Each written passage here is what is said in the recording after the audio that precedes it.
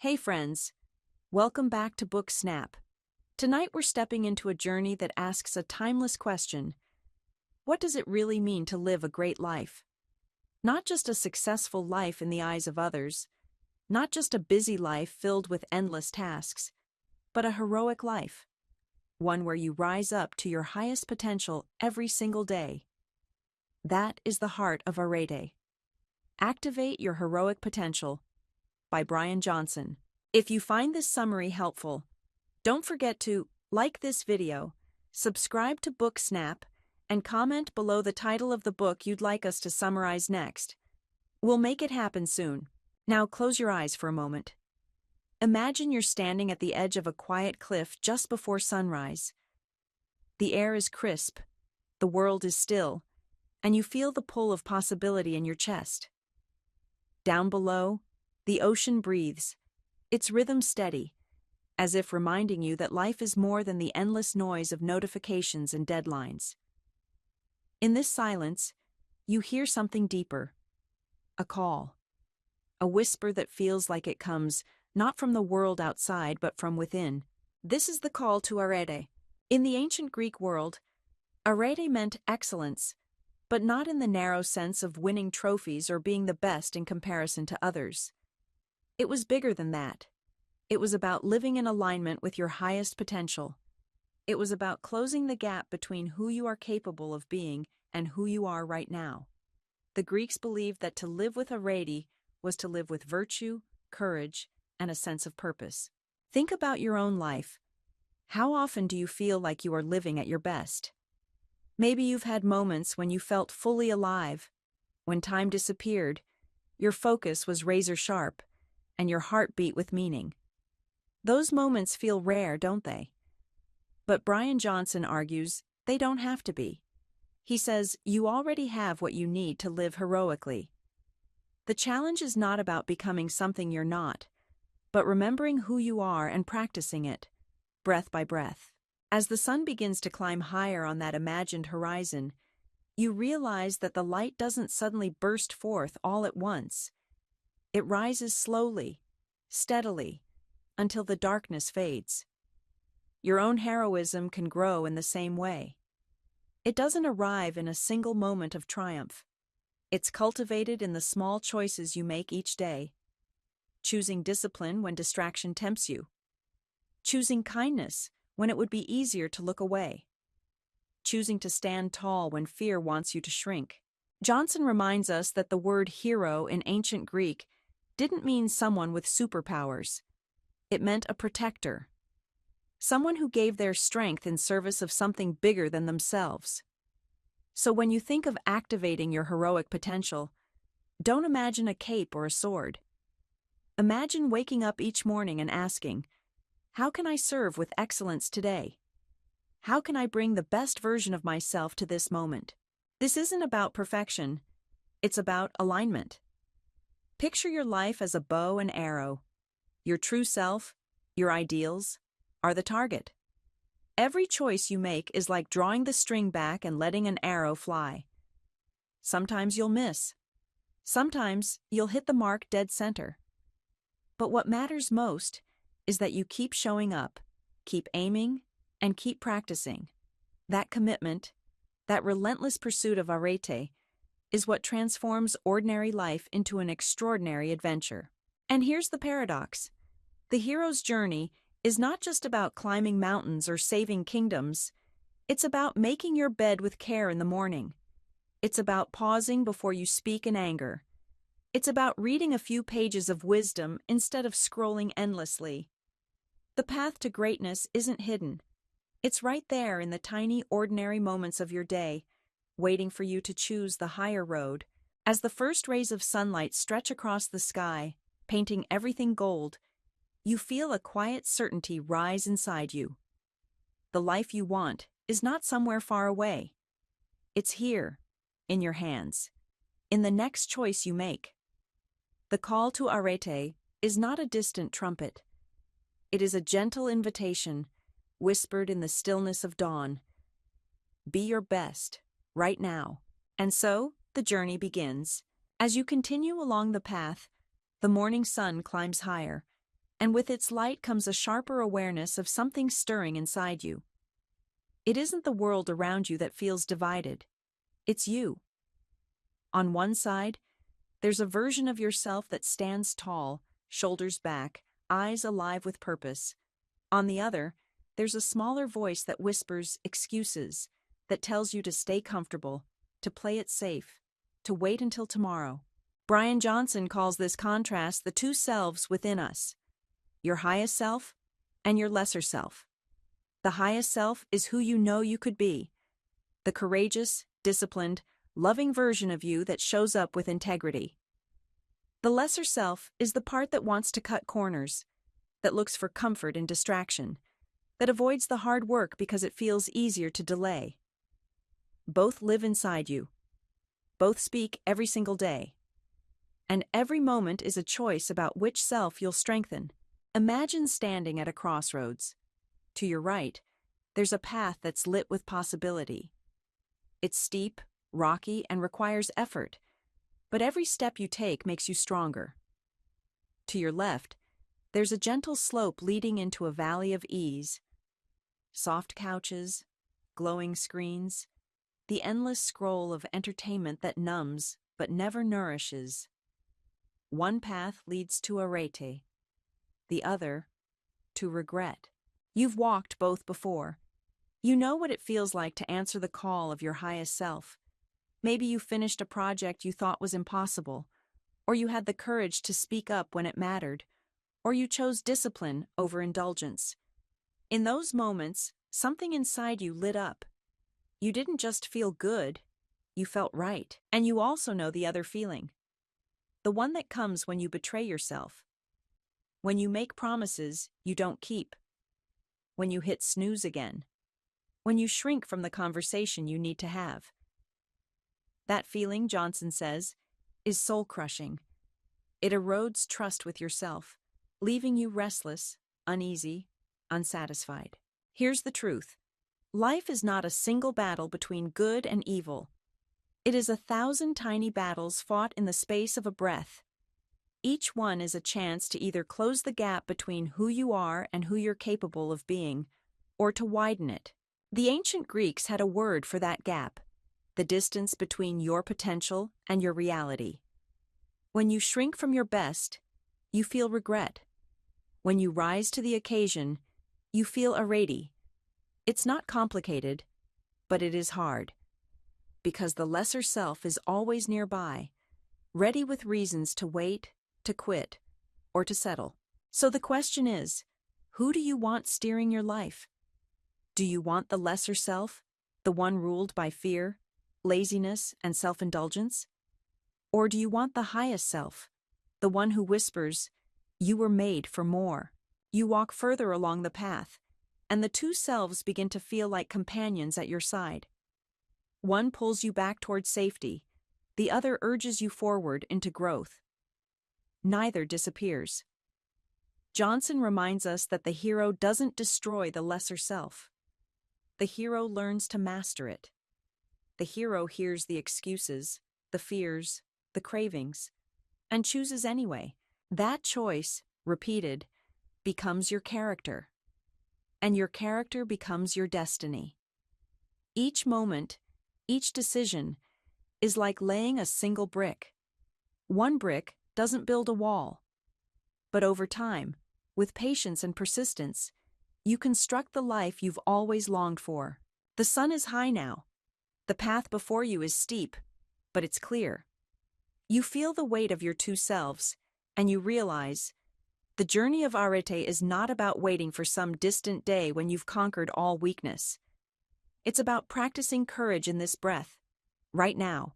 The road stretches before you, and with each step you feel a quiet pulse rising from within. Something ancient, steady, undeniable. Brian Johnson calls it your soul force. Imagine it as a current of energy flowing through you, deeper than the chatter of your mind, older than your fears. It is the spark that has carried humanity forward since the first fires were lit in the dark. You felt it before. Perhaps in a moment when you pushed past exhaustion and discovered a reservoir of strength you didn't know you had. or when you gave more love than you thought possible and felt yourself expand in the giving. That invisible surge, the blend of courage, discipline, and love, is your soul force. It is not reserved for saints or legends. It is yours. But here's the truth. The soul force is often buried beneath the weight of distractions, drowned out by the constant buzz of phones and the endless lists of things to do. Buried beneath fear of failing, fear of standing out, fear of not being enough. Buried beneath the heavy blanket of comfort that whispers, stay in bed, play it safe, don't risk being uncomfortable. Yet, just as a seed must push through the soil to reach the sunlight, your soul force longs to rise. And when it does, everything shifts. You see the world not as a collection of obstacles, but as an arena for growth.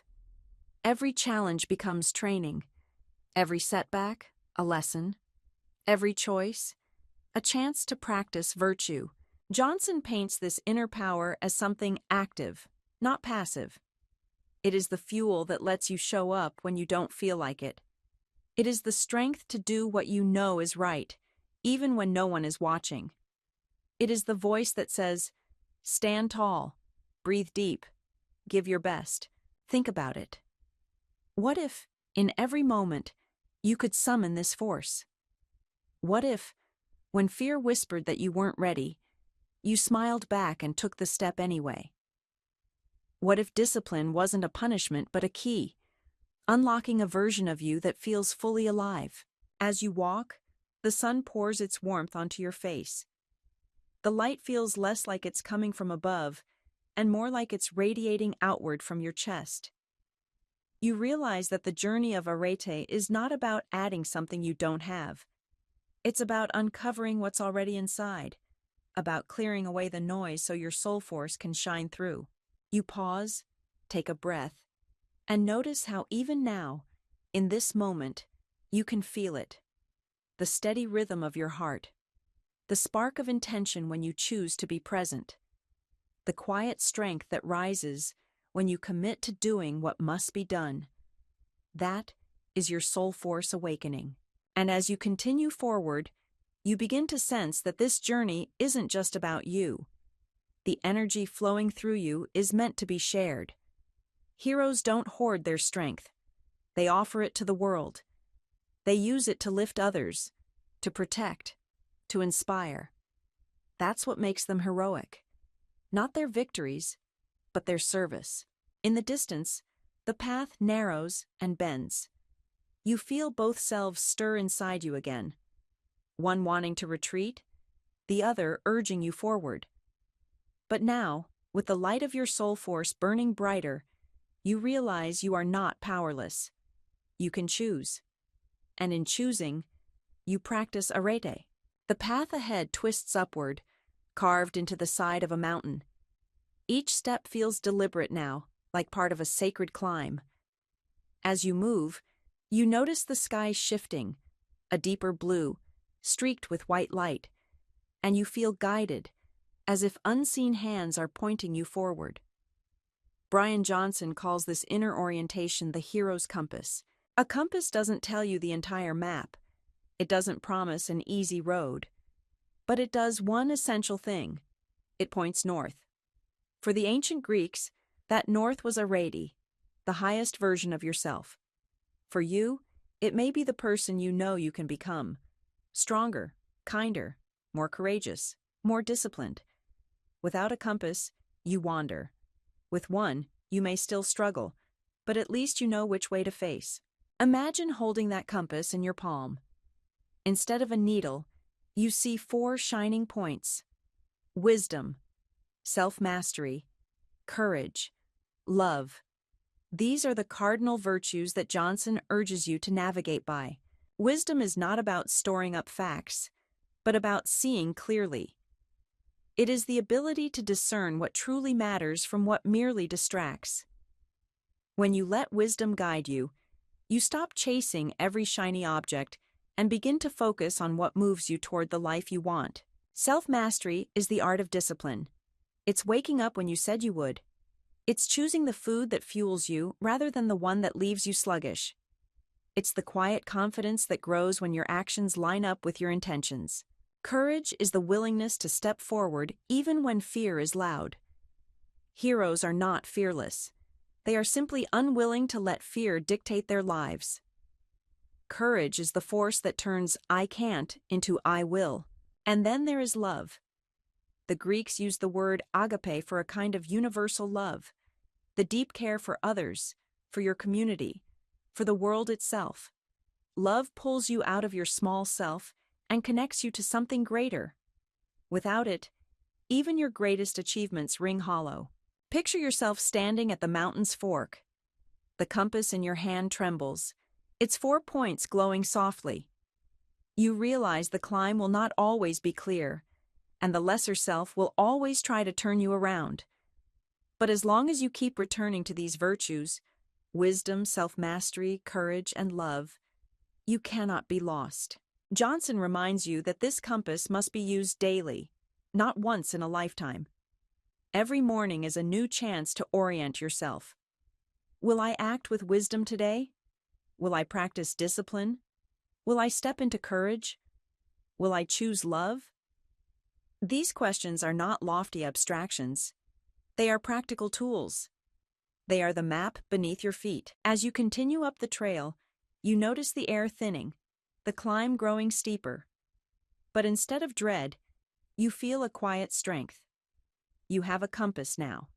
And when the fog inevitably rolls in, when your lesser self whispers that you should give up, you'll know exactly which way to point your steps. The climb grows steeper, and you begin to feel it. The burn in your legs, the tightness in your chest, the weight of fatigue pressing on your shoulders.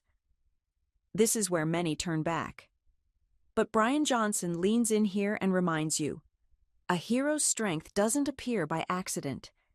It is cultivated, one disciplined choice at a time, and the soil in which Arete grows is energy. Think of yourself as an athlete in the greatest game of all, life. No runner shows up to the starting line exhausted from sleepless nights, fueled by junk food, and expects to win. Yet so often, that is how we try to live. Running on empty, fueled by sugar, caffeine, and stress. Johnson insists that if you want to activate your heroic potential, you must first master your energy. He points to 5 key practices: sleep, nutrition, movement, breath, and focus. These aren't glamorous. They don't sparkle like a shiny new productivity hack. But they are the foundation of your power. Without them, the compass in your hand is useless, because you won't have the energy to follow where it points. Sleep is the most underrated superpower you have. When you sleep deeply, your body repairs itself, your mind resets, your spirit recharges. But when you cheat sleep, everything becomes heavier. Your emotions, your choices, your clarity. Johnson reminds you that even the greatest heroes rest, not as weakness, but as wisdom. Nutrition is another form of fuel. Imagine putting sugar water into a high-performance engine. It sputters. It fails. Now imagine filling it with clean fuel. It roars to life. Your body works the same way. Every bite is a vote for the person you are becoming. Will you feed your highest self or your cravings? Movement is medicine. You weren't built to sit hunched over glowing screens all day. You were built to move, to sweat, to feel your heart pound in your chest. When you move, you don't just strengthen muscles, you awaken your mind. Your mood lifts, your energy expands, your soul force surges forward. Breath is the bridge between body and mind. You can live weeks without food, days without water, but only moments without breathing. How often do you pause to breathe deeply? Each inhale is fuel. Each exhale, a release of what you no longer need. In those small acts of breathing with intention, you reconnect to the present moment. And finally, focus. We live in a world built to fragment attention. Notifications buzzing, headlines screaming, temptations waiting at every corner. Johnson reminds you that energy, scattered, is wasted. Energy, directed, becomes power. When you focus, even for just 5 minutes, you tap into flow, and flow is where heroes are born. As you keep walking up the mountain, you notice how your body responds to your choices. You choose to drink water instead of soda, and your mind feels clearer. You move your body, and suddenly the climb feels possible. You pause to breathe deeply, and the world slows down.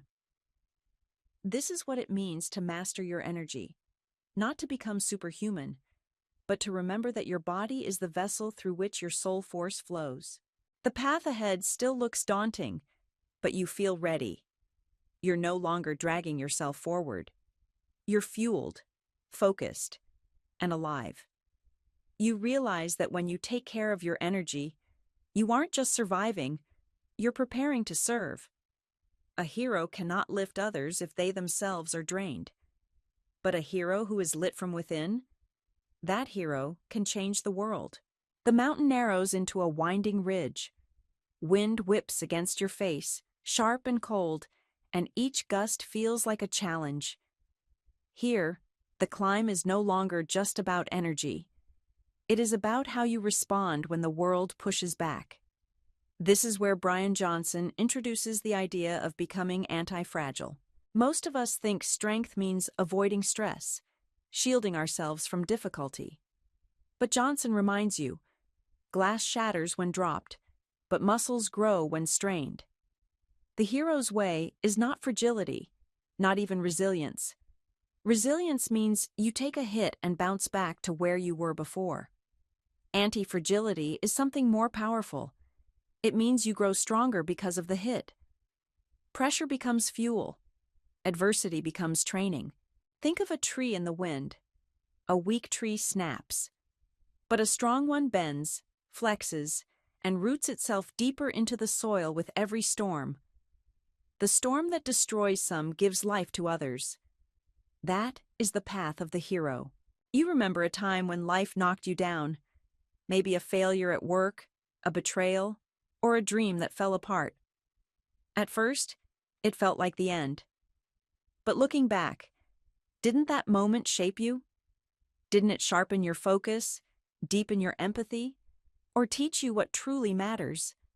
That pain didn't just scar you, it strengthened you. Johnson tells us that heroes train themselves to welcome challenges, not because they enjoy suffering, but because they know each difficulty is a chance to practice Arete.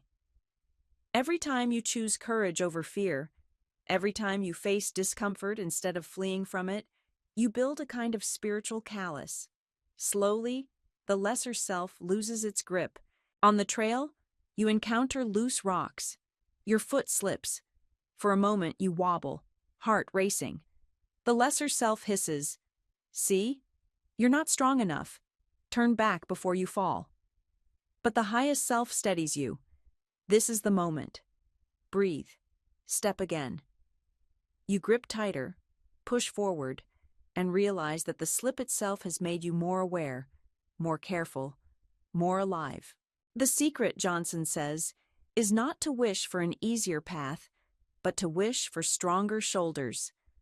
When life tests you, with rejection, with setbacks, with pain, you can train yourself to respond not with despair, but with resolve. To smile at the storm, not because you enjoy it, but because you know it is shaping you into the hero you were meant to be. And as you push up the ridge, wind roaring in your ears, you begin to feel it, that quiet satisfaction of choosing well, of not shrinking back. The lesser self wanted safety, but your highest self, guided by courage, fueled by energy, chose to climb. That choice, small as it may seem, is victory. That is Arete. The wind softens as you reach a ledge, but something else rises to meet you. A shadow.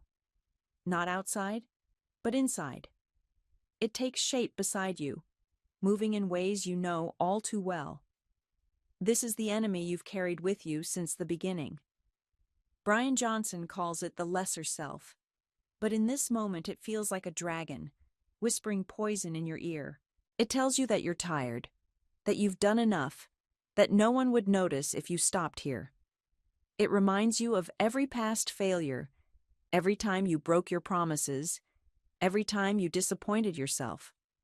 It brings out the weight of your doubts. Who are you to aim so high? Who are you to try to be heroic? You feel the sting of recognition. Because the truth is, this dragon is not a stranger. It knows your soft spots. It knows how to strike exactly where you're most vulnerable. For some, it whispers laziness. You can do it later. For others, it hisses with fear. You're not ready. For still others, it tempts with comfort. Why not just take the easy way out? The ancient Stoics spoke of the inner citadel, the fortress of the mind where your freedom lies. The dragon cannot storm those gates unless you open them yourself. Johnson says the battle of life is fought here, moment by moment, against the enemy within. And each time you stand tall, you strengthen your defenses. Each time you give in, you weaken them. You remember yesterday's choices, the workout you skipped, the words you wanted to say but swallowed, the extra scroll through social media that left you feeling hollow. Each was a moment where the dragon gained ground. And you remember the times you pushed through, the day you finished the project when you wanted to quit, the moment you had a hard conversation with honesty instead of hiding. Each of those moments was a sword thrust, a small victory against the dragon. The key, Johnson insists, is awareness. You can't fight what you can't see. The lesser self thrives in the shadows, convincing you that you are powerless, that its voice is yours. But once you shine the light of awareness on it, the spell weakens. You realize, I am not my fear. I am not my excuses. I am the one who chooses. Standing on that ledge, you square your shoulders. The dragon snarls, but you meet its gaze. You don't need to destroy it. You only need to step forward despite its presence. Each step you take is a declaration. You are stronger than the voice of doubt. You are the hero, not the shadow. And as you climb higher, leaving the dragon's whispers behind, you feel something shift inside. You are not fighting to become someone else. You are fighting to remember who you already are. The lesser self is loud, but it is not the truth. The truth is the quiet strength of your soul force, guided by the compass of wisdom, courage, self-mastery, and love. The mountain continues upward, the air cooler now, the silence deeper. You know the enemy will return, but for the first time, you don't dread it. Because you understand that every encounter with fear, every duel with laziness, every temptation to quit, each is another opportunity to practice Arete. Each is another step toward becoming who you were meant to be, who you were meant to be, who you were meant to be, who you were meant to be. The climb levels off for a moment, and you find yourself standing on a broad plateau. The view is breathtaking. The peaks in the distance gleam with snow, while the valley below glows in the sunlight. Yet your eyes keep darting toward the rocks under your boots, scanning for loose stones, worried about where to place your next step. Even in this beauty, your mind races ahead, calculating, planning, critiquing. This is the trap of perfection. That constant hunger to do it all flawlessly, to never stumble, to always be one step ahead. Brian Johnson reminds you that the pursuit of Arete is not about being perfect. It is about being present. The hero's true power lies not in eliminating mistakes, but in showing up with full heart and attention, right here, right now. You remember times when you chased perfection, writing a message, rewriting it, deleting it, never sending it because it wasn't quite good enough. Or perhaps in your work, you polished a project again and again until the deadline slipped past. Perfection seemed noble, but really it was another disguise of the lesser self. Fear of being judged, fear of not being enough. Presence, by contrast, is simple. It is the deep breath before speaking, It is looking someone in the eyes and really seeing them, not thinking about your to-do list. It is feeling your feet on the ground as you take this step, then the next. When you are present, you bring all of yourself to the moment, and that is where your power lives. On the plateau, you pause. Instead of scanning for what could go wrong, you lift your gaze. You notice the shimmer of light on the distant snow, the quiet rhythm of your own breath, the way the mountain seems to rise in harmony with your heartbeat. For a moment, the voice of the lesser self goes silent. All that remains is you, here, alive, enough. Johnson says heroes practice presence like musicians practice scales. It isn't a one-time revelation. It is a discipline, a training. Each time you bring yourself back to this moment, from worry about tomorrow, from regret about yesterday, you sharpen your awareness.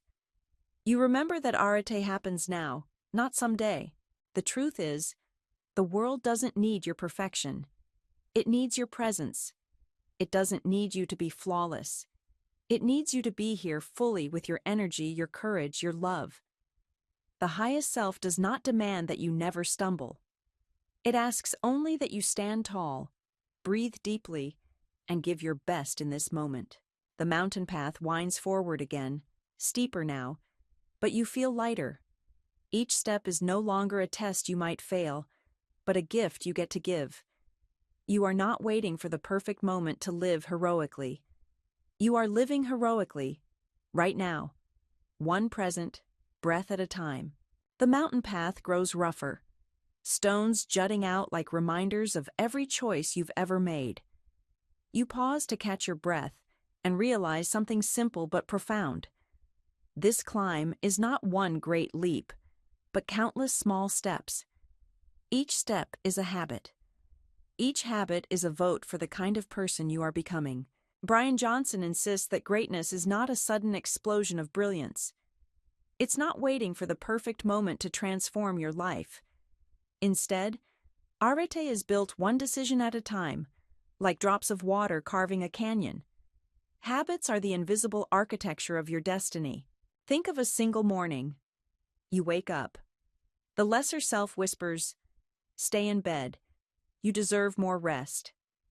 The highest self counters, "Stand up. Begin." Which voice you obey doesn't just shape that morning. It shapes the next one, too. Do it enough times, and you become the kind of person who rises with purpose. Johnson draws a clear line. If you want to be a hero, you don't wait for motivation. You design rituals. You build systems that make your best choices automatic. Heroes don't leave their destiny up to chance. They build it into the rhythm of their lives. Imagine laying stones on the path ahead of you, one after another. Each stone is small. Alone, it seems meaningless. But as the line of stones grows, you suddenly realize you're building a road. That is the quiet power of habit. You don't need to will yourself into greatness every day. You need only to place the next stone, to do the next right thing. You think back to the times you tried to change everything at once, the New Year's resolutions, the grand declarations, the promises shouted into the night. They burned bright for a while, then fizzled into nothing. Why? Because they relied on bursts of inspiration, not daily discipline. Johnson suggests a different approach. Shrink the habit until it's laughably small. Want to start meditating? Begin with one mindful breath. Want to get stronger? Drop down and do a single push-up. The act itself is less important than the identity it forges. I am the kind of person who shows up. That identity compounds, and over time, one breath becomes 10 minutes. One push-up becomes 50. The road stretches further and smoother beneath your feet. The lesser self will still whisper, "This isn't enough. Why bother?" But you've already learned its tricks. You know that excellence is not a single heroic act, but a pattern of heroic choices. The habits you build are like seeds planted in soil. They may seem small today, but they grow into forests tomorrow. As you continue your climb, you notice your steps falling into rhythm, one after another, steady and sure. The mountain hasn't shrunk, but your confidence has grown. You no longer think about the summit.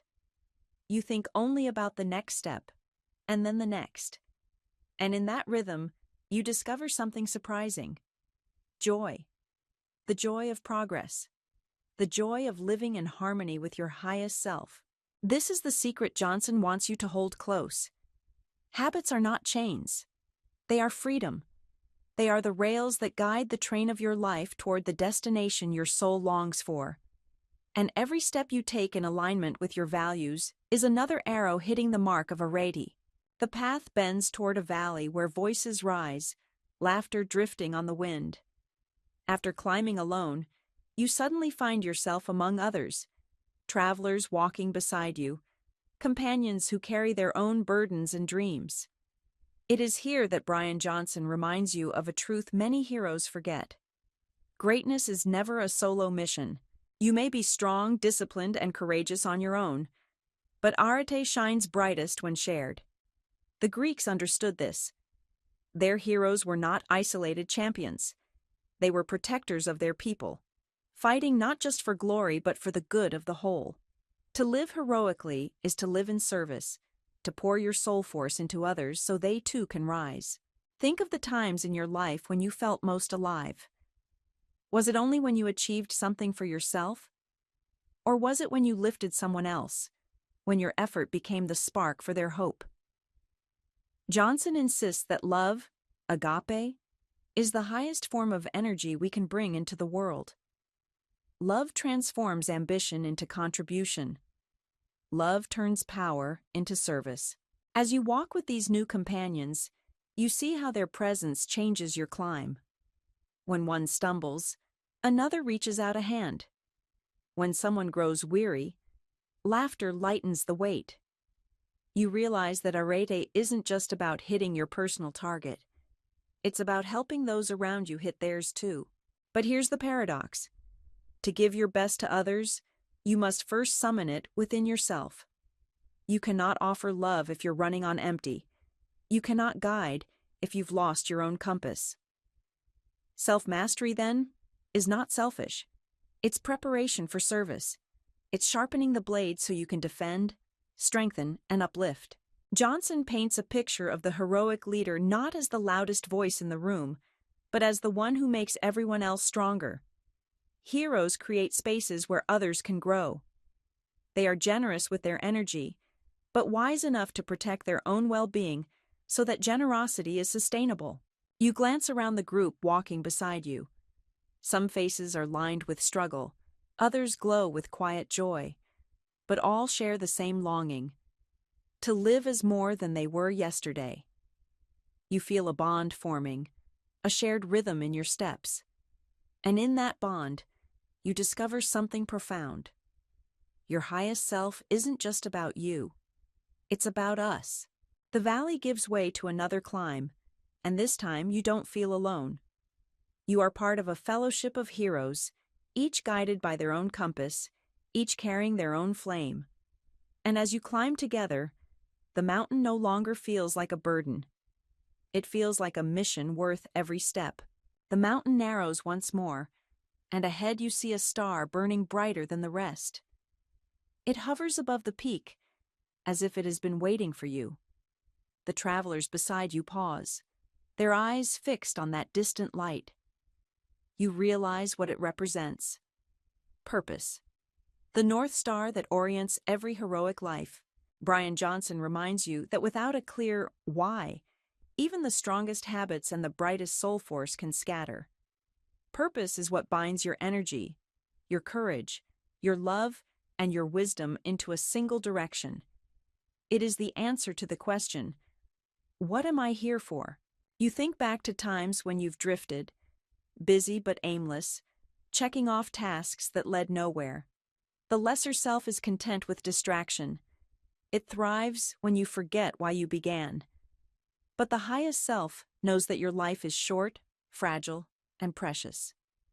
It asks you to align with something greater than your comfort, something worthy of your struggle. Close your eyes again and imagine that star. It doesn't tell you the next 10 steps. It doesn't map every twist of the path. But it never wavers. You can stumble, you can get lost, you can wander. But as long as you lift your eyes, the star is there. Purpose doesn't erase difficulty. It transforms it into meaning. Johnson says a hero's purpose is always twofold. First, it is deeply personal. The unique gifts you have been given, the strengths only you can offer. Second, it is profoundly universal. The service you provide to the world, the way your gifts uplift others. True purpose is never just about what you get.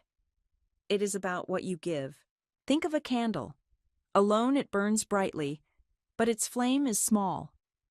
When it lights another candle, it loses nothing, yet doubles the light in the room. That is what living with purpose feels like. Your highest self doesn't just chase achievement. It ignites meaning in others, and in doing so, shines brighter itself. On the mountainside, the star seems to guide your every step. You feel your chest rise with a new kind of strength. Not the frantic energy of trying to prove yourself, but the calm power of knowing why you climb. Each choice becomes clearer. Each breath feels directed. And the lesser self, with its whispers of doubt, grows quieter in the presence of that unwavering light. You understand now. Purpose is not found once and then forgotten. It is chosen again and again. It is practiced daily. It is lived through every act of wisdom, courage, discipline, and love. And with each step you take toward the star, you feel the gap between who you are and who you could be narrowing. The summit is still far away, hidden by clouds. But you no longer wonder if the climb is worth it. You know it is. Because this isn't just about reaching the top. It's about living aligned with the star, here and now. And in that alignment, you begin to feel it, the quiet, steady rhythm of Arete pulsing through your veins. Clouds drift in, wrapping the mountain in silver mist. The path ahead disappears, and with it, the comfort of knowing what comes next. Your heart beats faster, not from the climb this time, but from uncertainty. What if you slip? What if you fail? What if the summit is too far, too steep, too high? This is the voice of hesitation, the whisper that waits for the fog to roll in. The lesser self thrives here, reminding you of every reason to stop. And yet, Brian Johnson insists that these moments are the forge of the hero, because it is here, in the unknown, that courage is most needed. Courage, he says, is not the absence of fear. It is the willingness to move forward even when fear is loud. Heroes feel the same racing heart, the same doubts, the same tremors in their hands. The difference is that they act anyway. They step into the fog, not because they are fearless, but because they know what waits on the other side is worth it. You think back to a time when you hesitated. Maybe you had a chance to speak up, to take a risk, to step into an opportunity. But you froze. You felt the weight of what could go wrong, and you let it anchor your feet. The regret that followed was heavier than the fear itself. Now picture the opposite. A time when you did step forward, even trembling.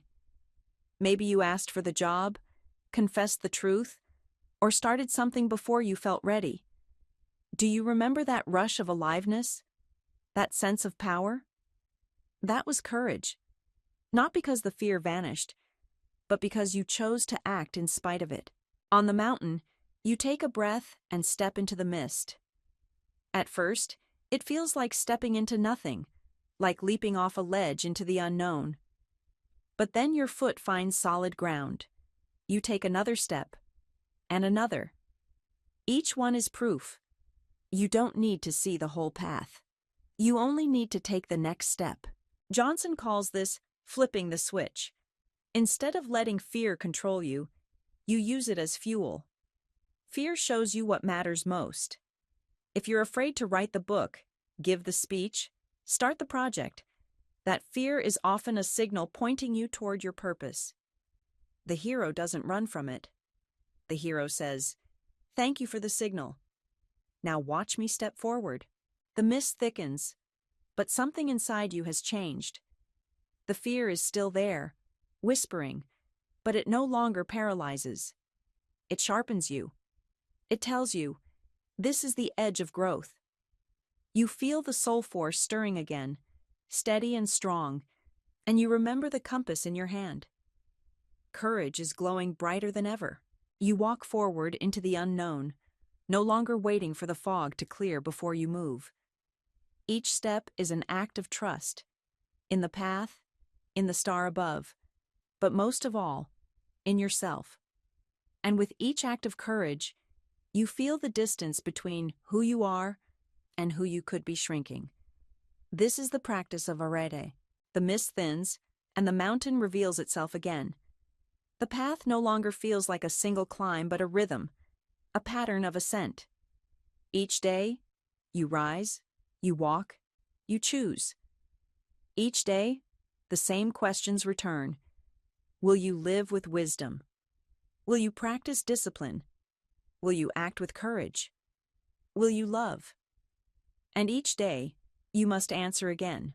Brian Johnson calls this the long game of the hero. It isn't about a single moment of glory. It's about showing up, consistently, for the rest of your life. Think of an athlete who trains not once, not twice, but every day for years. Think of a musician who plays the same scales thousands of times, not because they are exciting, but because mastery lives on the other side of repetition. The heroic life is no different. You remember times when you tried to change in a single burst, a week of perfect eating, a month of intense work, a short sprint of discipline, only to collapse back into old patterns. The lesser self loves the short burst. It thrives when you burn out. But the highest self whispers, consistency beats intensity. Show up, again, and again, and again. On the mountain, the terrain becomes predictable. A series of steep climbs, brief plateaus, and sudden descents. At first, the repetition feels boring, even endless. But then you notice something. Your legs are stronger now. Your lungs fill more easily. What once felt impossible now feels natural.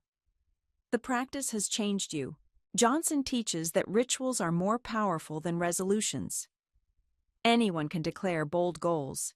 Few commit to the daily acts that make them real.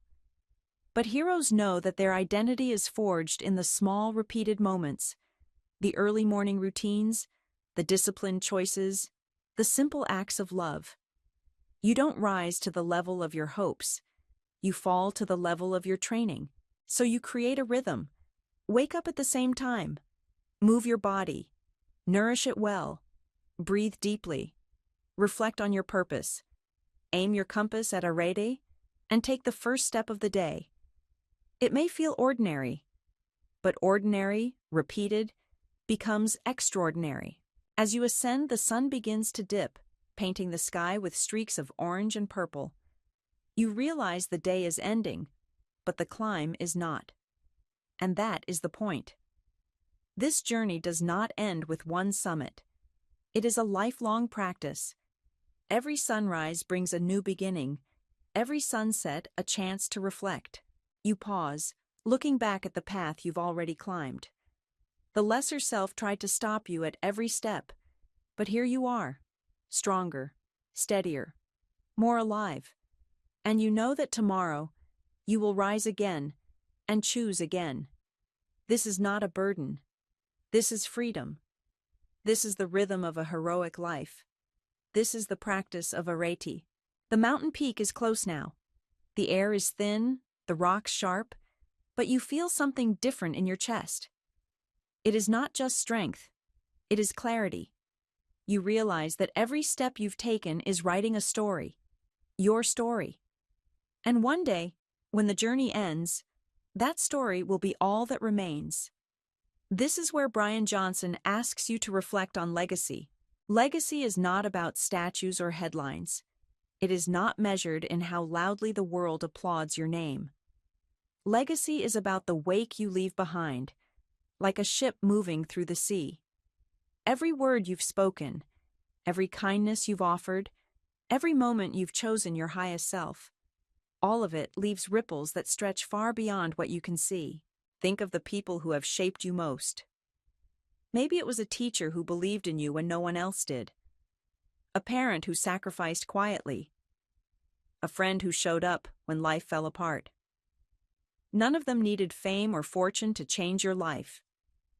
Their legacy is written in your choices, in your strength, in your ability to keep climbing. Johnson reminds you that one day, you too will be gone. The mountain will still stand. The world will move forward. The question is not whether you will live forever. The question is, what will you leave behind? Will your story inspire others to rise, or will it serve as a cautionary tale of wasted potential? On the mountainside, you notice the trail marked with carvings, initials left by those who climbed before you. Some names you recognize from history, heroes who lived with Arete.